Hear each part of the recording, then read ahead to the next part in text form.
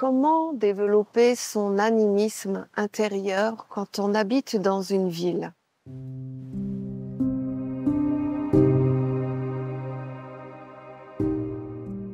Ville ou pas ville, l'animisme est quelque chose de naturel en soi. Mais la vraie question, c'est pourquoi développer un animisme? Parce que ça a un objectif, ça a un but, c'est-à-dire quoi? Tout simplement récupérer un langage intérieur avec un monde subtil. Pour moi, qu'est-ce que c'est que l'animisme?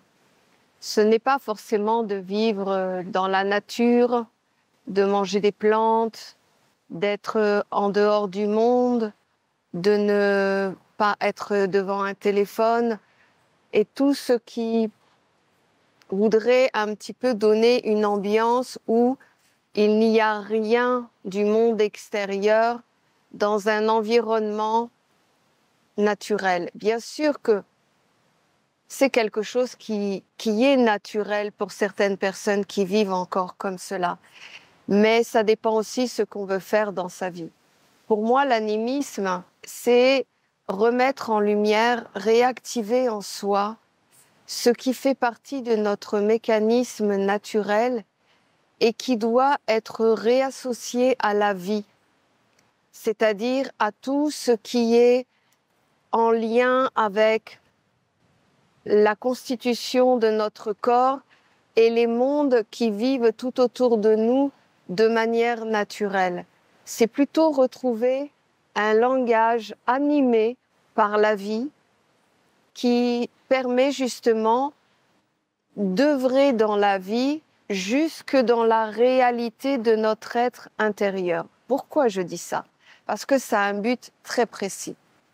Développer un animisme dans sa vie, quand on est en ville, il n'y a pas de problème en soi. Le seul problème, c'est que cet animisme, tu vas pas pouvoir l'étendre dans les mondes subtils d'une ville. Et c'est ça finalement qui est compliqué parce que retrouver quelque chose de naturel en soi, il y a juste des choses à remettre en priorité dans sa vie, mais le problème de cela, c'est de pouvoir utiliser son animisme et de commencer à entrer dans une subtilité, à commencer à revivre avec les intelligences, avec les hiérarchies et ainsi de suite. Retrouver son animisme en ville, c'est tout simplement retourner à l'écoute de ses sensations, de ses pensées, de ses sentiments. C'est comme être présent avec la vie, avec ce qui nous appartient et ce qui est inné en nous.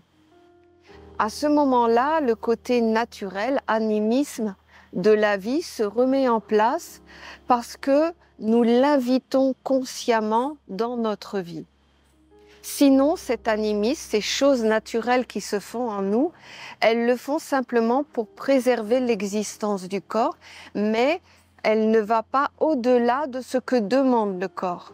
C'est-à-dire les réponses à ses questions, pouvoir faire des liens avec des gens, attraper des pensées ou des connaissances qui vont répondre à ses besoins du corps et d'existence. Mais ça ne va pas dépasser ce monde-là.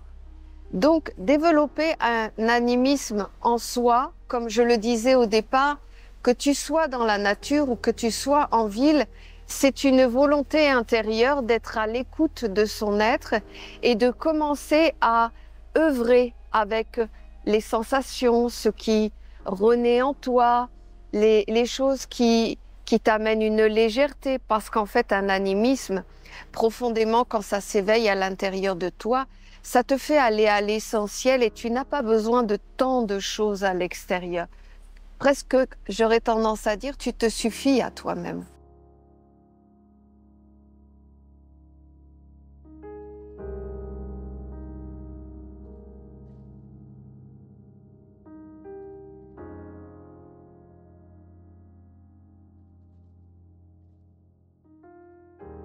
Et c'est vrai que l'on peut développer cet animisme, mais bon, on va être clair entre nous, vouloir des choses mais ne pas, par exemple, se donner les moyens de le faire juste comme quelque chose en plus dans sa vie, ça ne fonctionnera pas réellement. Pourquoi? Parce que l'animisme est basé sur quelque chose de léger, de sain et de simple dans ta vie. Je donne un exemple juste très basique pour que vous compreniez ce que j'essaie de dire. Par exemple, quelqu'un qui vit en ville, qui fume, qui boit de l'alcool, qui mange de la viande, qui passe sa journée sur des téléphones, il est évident que tu ne te donnes pas les conditions du vivant en toi, puisque tout cela est l'inverse du vivant, dans le sens que tout ce que je viens de mentionner amène un poids à ton corps où il doit gérer ces choses toxiques, et ce qui fait que quelque part les choses naturelles ne restent pas naturelles en toi. Ton corps, il est tout le temps en combat pour survivre parce que tu lui donnes des choses qui sont quelque part des oppositions à son être profond. Maintenant, on est d'accord, vous commencez à me connaître, je suis jamais dans le jugement. Comme je l'ai déjà dit, c'est votre vie, vous en faites ce que vous voulez. Mais il faut quand même être dans la réalité de la vie. Donc, si tu veux vraiment éveiller, retrouver les sensations, le côté instinctif, le côté subtil en toi, il est bien évident que déjà ton corps doit être dans une circulation légère et harmonieuse pour lui permettre d'aller vers un monde subtil. Si le corps est focus à gérer simplement le corps parce que tu lui donnes en permanence des choses qui sont contre nature, et bien évidemment ne demande pas à retrouver un animisme en toi, c'est comme deux oppositions. Maintenant, rien n'est impossible dans la vie. Tout est possible parce que la tête est puissante. Pourquoi je dis ça? Parce qu'en fait, tu vois, dans une ville, si tu as une hygiène de vie relativement saine, eh bien, tu peux remettre de la valeur à l'écoute de tes sentiments, à tes intuitions, à des petites mémoires qui viennent dans ta vie, à avoir une qualité de pensée. Et à ce moment-là, tu peux développer en intérieur un peu le côté naturel et animiste de ta vie. La seule chose qui sera très difficile, et presque dans certains endroits de la planète, comme des villes très chargées, où tu ne pourras pas aller dans les mondes subtils sans être en danger d'attraper des toxines, des mauvaises pensées, des mauvaises habitudes. Donc ton côté animisme sera contraint à rester dans ton intériorité, mais ne pourra pas tant faire son job quelque part, aller dans le subtil, les éthers et l'eau. Parce que dans les grandes villes, il faut que tu saches, et comme je l'ai déjà dit, c'est la masse des pensées collectives de la ville qui font les éthers d'un environnement. Donc il y a très peu d'êtres, en tout cas par rapport à la quantité générale, il y a très peu d'êtres qui génèrent des pensées d'amour, de lumière, de beauté, de clarté. Il y a beaucoup plus des pensées du quotidien avec des mécontentements, des frustrations, du stress, de la maladie. En réalité, il y a une solution encore. Tu peux, ton animisme, l'unir à des concepts ou à des égrégores. Qu'est-ce que ça veut dire? Ça veut dire que tu vois, comme tes organes subtils intérieurs ne peuvent pas aller dans ton environnement de vie, il peut aller au sommet de l'être humain qui sont des égrégores. Qu'est-ce que sont des égrégores? Ce sont des groupes, des êtres qui pensent tous à, par exemple, la paix. Et à ce moment-là, ça forme un égrégore, une mémoire qui fait que tu peux relier ton animisme à cette mémoire. Pas comme ça s'apprend bien sûr, mais c'est possible de le faire.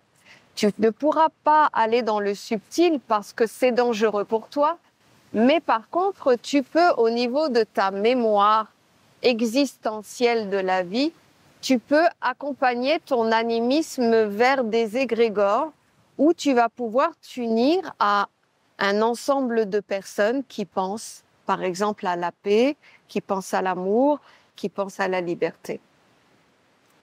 Qu'est-ce que cela fait réellement dans ta vie? Eh bien, ça fait que tu ne fais pas rien de ta vie. Ou en tout cas, il n'y a pas toutes les portes de fermées.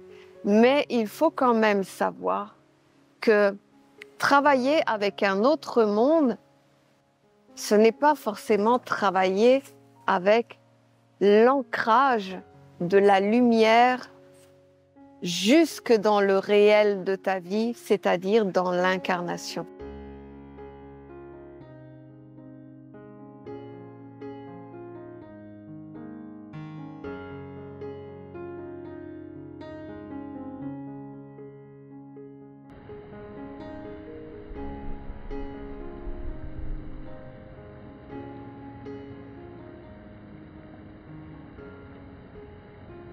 En t'unissant par exemple avec des égrégores, ton côté animiste que tu peux développer par toi-même n'importe où, c'est un état de conscience, c'est une volonté intérieure, c'est une reprise en main de son capital intérieur. Il y a différents degrés, certes, mais ça peut se faire. Et aujourd'hui, ce que je te conseillerais, toi qui ne peux pas avoir un brin de nature, ou la mer ou une rivière, quelque chose qui est du vivant, eh bien, tu peux aller vers un collectif de pensée, vers un monde qui est associé à la mémoire.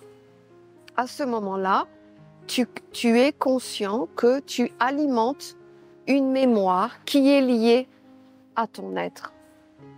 Qu'est-ce que ça veut dire profondément? Ça veut dire que d'une manière générale, tu alimentes un monde qui, aujourd'hui et après ton existence sur la Terre, tu seras associé à ce style de monde. Mais ça ne veut pas dire que tu auras écrit dans tout ton corps la réalité de ce que tu es. Qu'est-ce que ça veut dire profondément? Si je suis directe avec vous, ça veut dire qu'il faut que tu te donnes des conditions dans la vie pour que tout ce que tu génères non seulement aille vers le haut, mais doit construire ton corps. Parce que nous venons sur la terre pour incarner la lumière. Sinon, nous ne prenons pas de corps. Tu vois, juste vivre avec une mémoire, pour ça, nous n'avons pas besoin de corps. Nous pouvons rester dans un autre monde et être en lien avec la mémoire et l'alimenter.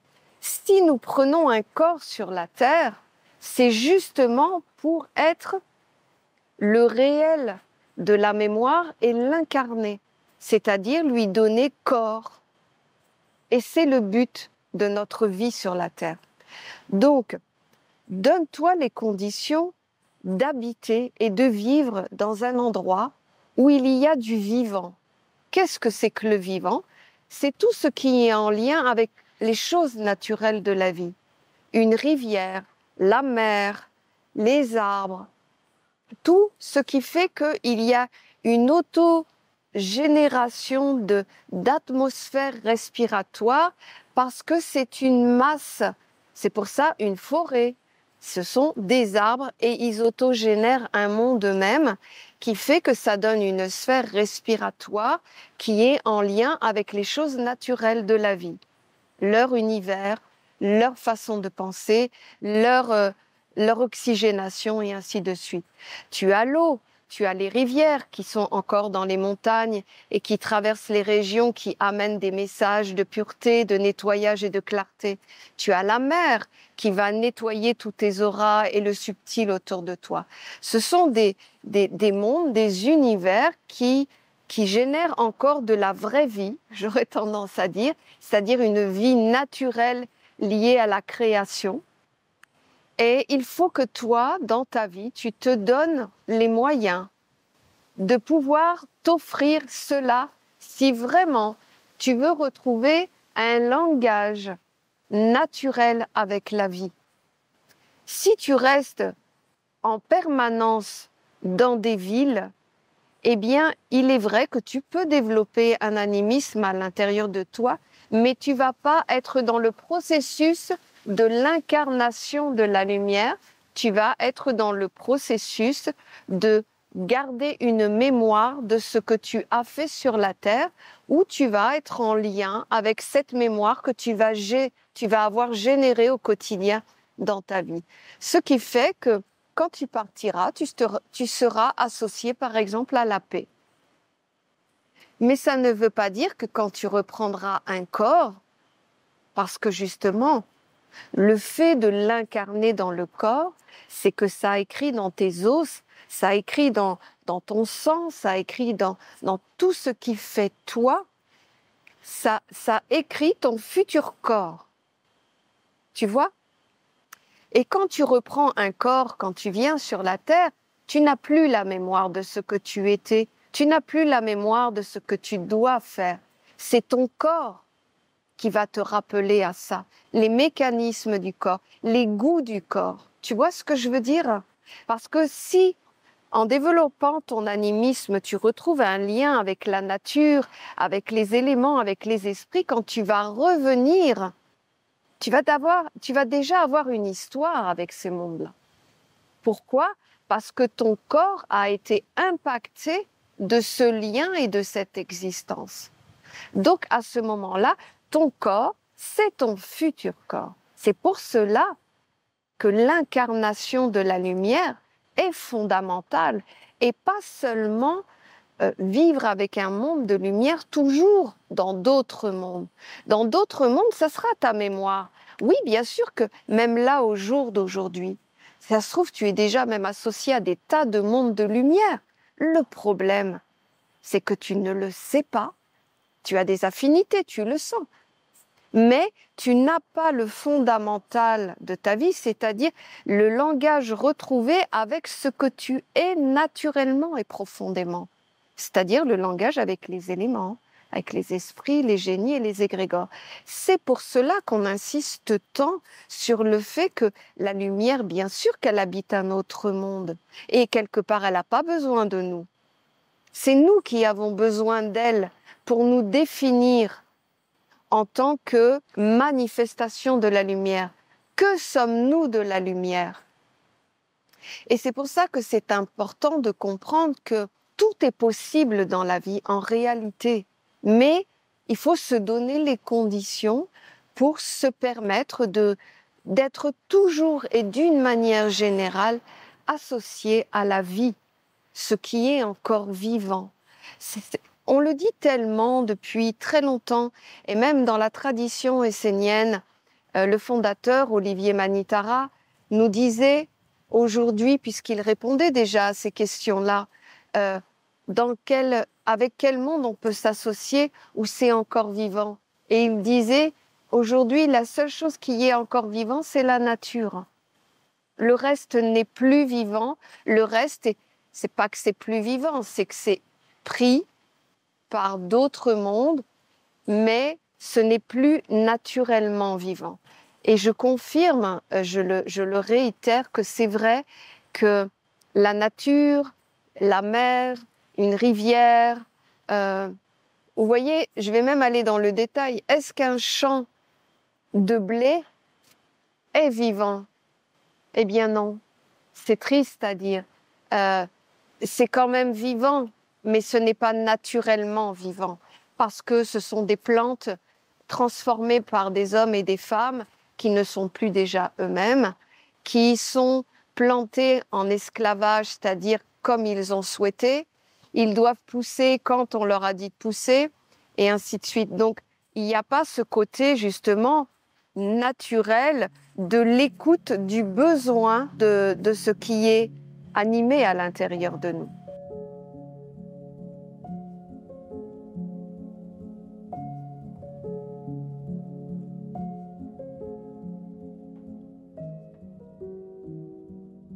L'animisme, ça n'est fermé à personne parce que la vie, elle est là où tu l'accueilles. Simplement, il faut pouvoir se donner des conditions.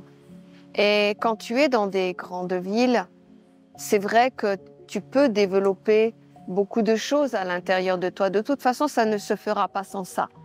Si tu ne remets pas une respiration saine, si tu ne remets pas une qualité de vie simple et naturelle en toi, oublie de vouloir vivre comme un animisme, parce que si tu ne crées pas un terrain pour ça, ça n'existera pas, parce que la plus grande partie de ton corps et de ton existence a été programmée à fonctionner pour le monde extérieur. Donc le subtil, on oublie. Il faut que ce soit réel, il faut que ce soit prouvable, il faut que ce soit concret. Et en dehors de ça, on ne peut pas se baser dessus, c'est faux. C'est comme ça un petit peu que l'on pense à l'extérieur. Donc, c'est quand même bien de pouvoir alimenter une mémoire à l'intérieur de soi, mais comme je le disais tout à l'heure, alimenter une mémoire, c'est bien, mais il faut pouvoir s'en rappeler et lui donner les conditions de l'incarnation. Parce que, comme je le disais aussi tout à l'heure, nous sommes remplis de mémoires. Nous avons d'innombrables mémoires. Dans toutes ces mémoires, nous ne savons pas laquelle nous devons prendre précisément pour construire l'œuvre que nous devons réaliser sur la Terre. Et le problème reste le même. Quand tu reprendras un corps, si tu n'arrives pas à te donner les conditions de faire un lien vivant et concret jusque dans le réel de ton corps avec les éléments, avec les esprits et ainsi de suite, eh bien ton corps c'est comme si tu vivais avec la moitié de ton corps. Tu as un corps qui est destiné à vivre. Bien sûr, il y a un côté naturel en toi, mais c'est pas toi qui interagis. Le fonctionnement de ton corps, le sang qui passe dans tous tes organes, les déchets qui sont dégagés par tes voies respiratoires ou par le côlon, ce n'est pas toi qui fais ça, c'est quelque chose de naturel en toi. Et donc, du coup, ton corps, si tu ne le réassocies pas à un monde subtil, sa fonctionnalité ne va être que pour faire fonctionner le corps. Alors qu'en fait, le corps n'est qu'un contenant qui contient l'essentiel de l'élévation de l'homme et de la femme sur la terre. Et c'est quoi? Bien sûr que c'est d'aller vers un monde supérieur, parce que c'est l'objectif final à atteindre. Mais en attendant, on est là.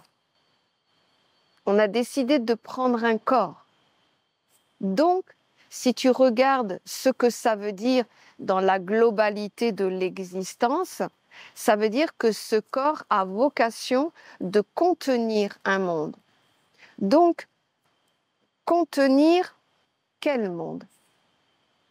Ensuite, il y a ce processus sur la Terre qui te permet la transformation parce que justement, sur la Terre, il y a ce phénomène du recyclage. Regardez la nature, il n'y a rien de perdu, tout est utilisé. Donc nous venons sur la Terre avec ce processus intérieur de recyclage. Qu'est-ce que ça veut dire? Transforme tes pensées, transforme tes sentiments. Et de surcroît, les liens qui sont avec toi se détacheront.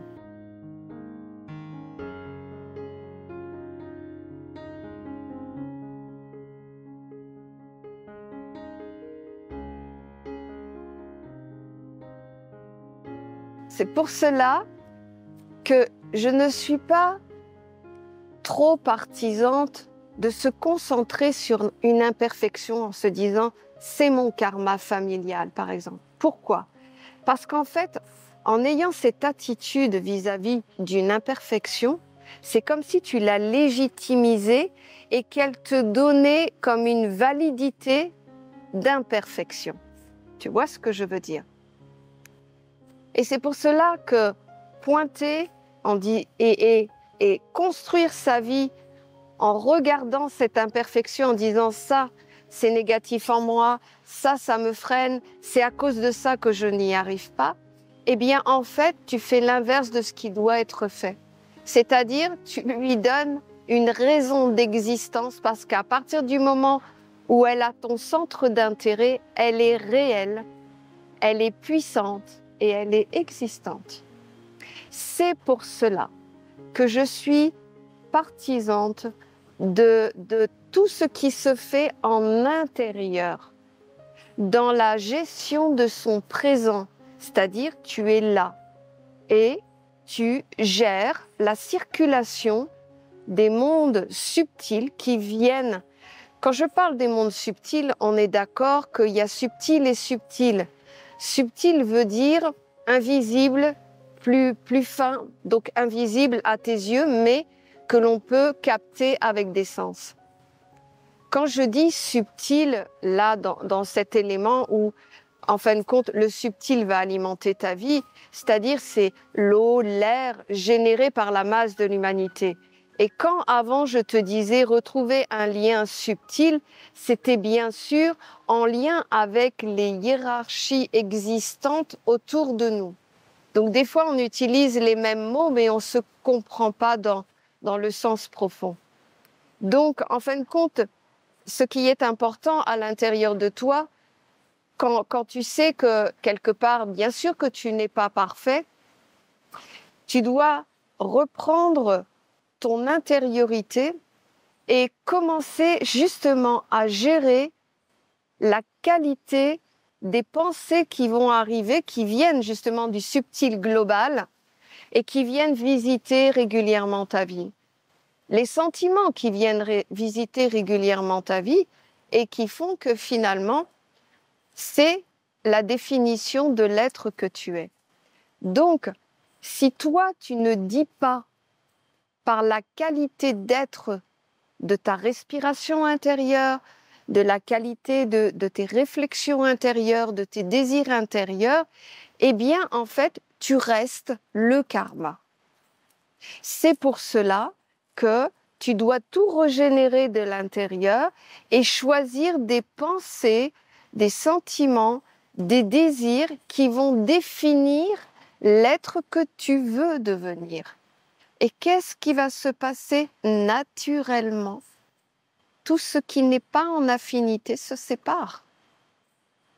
Tu es quelqu'un de, par exemple, tu portes la colère à l'intérieur de toi. Quelque chose de très banal dans le monde, mais c'est quelque chose qui finalement est anti-vie. Dans le sens, ça te fait mal, ça te détruit, ça t'enferme et ça te rend un être désagréable. Donc, si tu veux, c'est tout l'inverse de la circulation de la vie naturelle. Donc, à partir de ce moment-là, si tu es un être de colère à l'extérieur, ça ne sert à rien de dire « voilà, là, je me suis mis en colère parce que je porte l'être de la colère ». Non, c'est à l'intérieur, je vais être la sérénité. Eh bien, tu sais, c'est pas compliqué. Tu invites les sentiments de la sérénité, tu invites les pensées de la sérénité, tu les réinvites au cours de ta journée et puis encore au cours de ta journée. Et la colère, elle va dire, mais et moi? Eh bien, toi, t'es plus la priorité. T'es plus la priorité. Et bien sûr que ça va revenir de temps en temps, mais de moins en moins, parce que ton corps ne donnera plus cette nourriture à la colère. Parce que ton corps va prendre une autre orientation, l'intérieur de ton corps va prendre une autre orientation et va comme se définir en qualité d'être. Et c'est le plus important parce que la qualité d'être est un monde qui subtilement a une couleur, a une odeur, a une ambiance, a une vibration.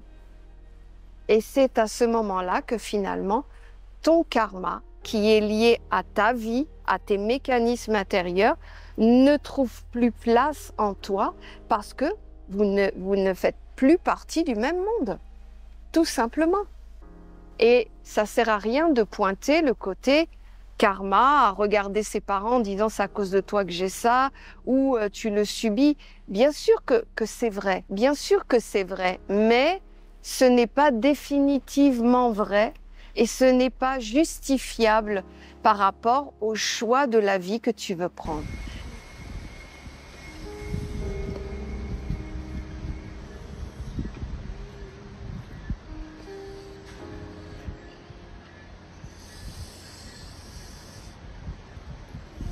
Voilà, c'était une petite parenthèse, mais je voulais surtout dire aux êtres qui se posent la question et qui même peuvent des fois aussi se freiner en se disant ben moi dans une ville je ne peux rien faire. Eh bien si, en intériorité tu peux faire déjà énormément de choses. Tu peux déjà préparer ton être, tu peux déjà le mettre en disposition et peut-être qu'à un moment donné, quand tu écouteras vraiment ton animisme intérieur, les besoins de ton être profond, je pense que ce sera ce monde-là qui va te pousser à faire des choix de vie, te rapprocher plus de la mer, plus d'une forêt, tu vois, quelque chose où tu vas avoir un sas, où tu vas sentir en toi la nécessité que tout ce qui vit en toi trouve nourriture, trouve partage et trouve lien. Et c'est comme ça la vie. La vie, c'est ce que tu te permets de t'offrir pour vivre ce que tu souhaites vivre. Et je vais te dire, c'est pas l'extérieur qui va t'offrir tout ça. C'est toi, de ta vie intérieure, qui va faire des choix prioritaires par rapport à ce qui commence à vivre, à respirer, à grandir en toi. Mais quoi qu'il en soit, le côté fatal où on ne peut pas faire les choses, ça fait partie du processus de l'enfermement pour que tu ne réallumes pas en lien subtil ta vie intérieure. Voyez, c'est pas compliqué. Mettre une personne dans une situation où elle ne peut pas parler, elle ne peut pas agir, elle ne peut pas décider, elle ne peut pas créer, la personne meurt. Et regardez ce qui se passe dans le monde. Tu ne peux pas décider de ta vie, tu ne peux pas créer ce que tu veux, tu ne peux pas dire ce que tu veux, et tu ne peux pas vivre comme tu veux. Alors vous allez me dire, si je peux. Non, tu peux pas. Non, parce que c'est pas toujours matériel. Par exemple, ça va être le regard des autres qui vont te dire, mais qu'est-ce que tu fais? Tu es à côté de la plaque, tu peux pas t'habiller comme ça, tu peux pas dire cette chose-là, sinon tu vas perdre ci, tu vas perdre ça, tu vas perdre ton job. Tu vois, c'est pas toujours matériel. C'est un monde composé de matière, de subtil et d'intelligence, des mémoires collectives qui décident de ta vie. Et pour cela, on te confine, on t'enferme dans un monde où tu ne peux pas t'exprimer et commencer à reprendre ce qu'on appelle la liberté de la vie.